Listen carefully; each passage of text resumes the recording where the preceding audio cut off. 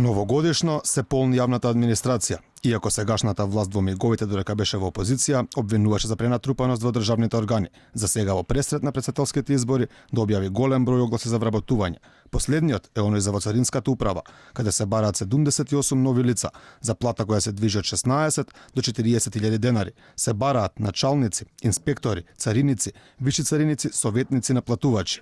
Инаку ова не е прв оглас за вработување во царина. На последниот ден од 2018 година тие објави оглас за вработување на советник на директорот за плата од примамливи 46.000 денари. Во октомври 2018 година во царинската управа беше објавен оглас за вработување на 58 лица за плата која се движи од 23 до 34.000 денари.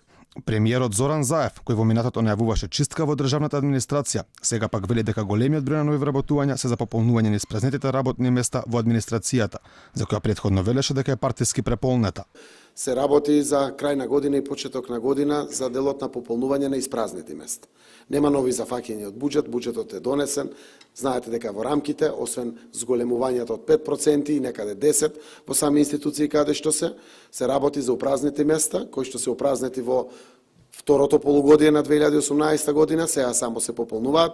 Инаку, покрај царинската управа, новогодишно уште околу 30 на државни институции објавија конкурс за вработување на нови административци. Јавното претпријатие за државни патишта бара 84 нови вработени на македонските патарини.